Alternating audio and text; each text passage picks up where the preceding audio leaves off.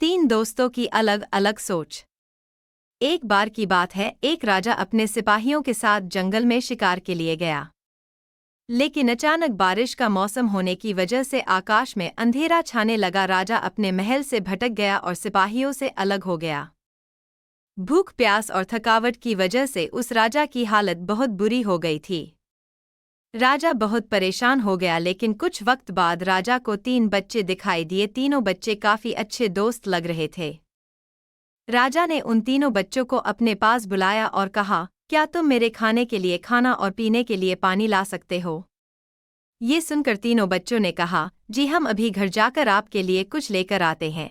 ये कहकर तीनों बच्चे अपने गांव की तरफ भागे और अपने घर से राजा के खाने के लिए काफी कुछ ले आए।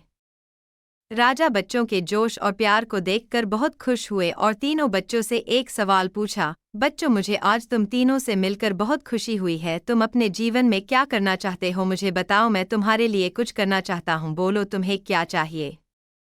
ये सुनकर तीनों बच्चे कुछ देर तक सोचते रहे और फिर थोड़ी देर में उनमें से एक लड़के ने कहा, मुझे धन चाहिए। मैंने कभी 2 वक्त की रोटी नहीं खाई, कभी अच्छे कपड़े नहीं पहने, इसलिए मुझे सिर्फ धन ही चाहिए। ये सुनकर तीनों बच्चे कुछ देर राजा ने कहा, ठीक है, मैं तुम्हें इतना धन दूंगा कि तुम हमेशा खुश रहोगे। ये सब सुनकर इस बच्चे की खुशी का ठिकाना नहीं रहा। अब दूसरे बच्चे की बारी थी तो राजा ने दूसरे बच्चे से पूछा, बताओ तुम्हें क्या चाहिए? दूसरे बच्चे ने कहा, मैं चाहता हूँ कि मुझे एक बंगला और घोड़ा गाड़ी दे मिल जाए, क्योंकि मेरा घर छोटा है और बहुत बुरी हालत में है।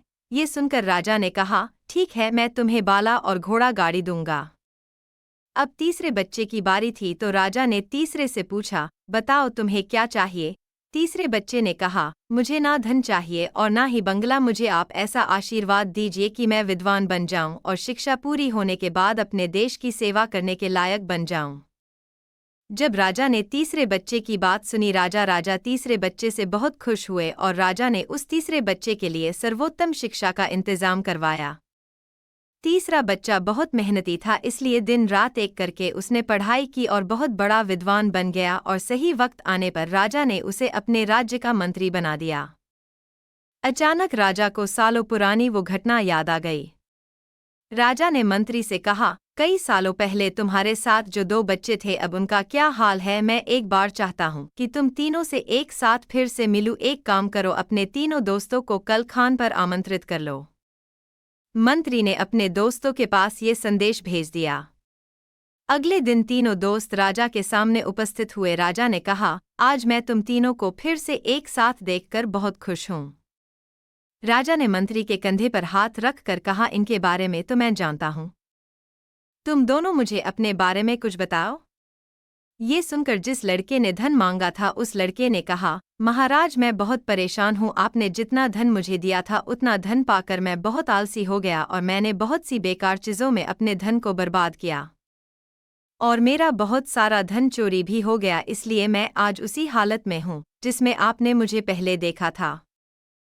ये सुनकर राजा ने दूसरे लड़के से पूछा, बताओ तुम कैसे हो?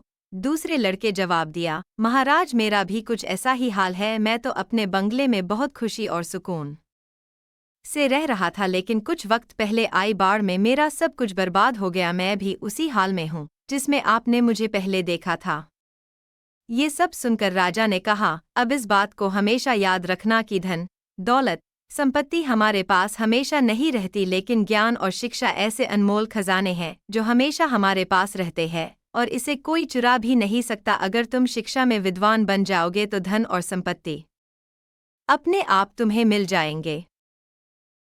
सीख, धन पाने का लालच हर किसी को होता है। हर कोई चाहता है कि वो अच्छे घर में रहे, अच्छा खाना खाए और अच्छे कपड़े पहनकर एक सेठ की जिंदगी जिए, लेकिन ज्ञान और शिक्षा के बिना अगर आपको बंगला, पैसा, गाड़ी मिल भी जाए तब भी वो आपके किसी काम का नहीं, क्योंकि तब आपको समझ ही नहीं आएगा कि इसे संभालना कैसे है। अगर आपको मोटिवेशनल स्टोरी पसंद है तो आप हमारी चैनल को सब्सक्राइब जरूर करें।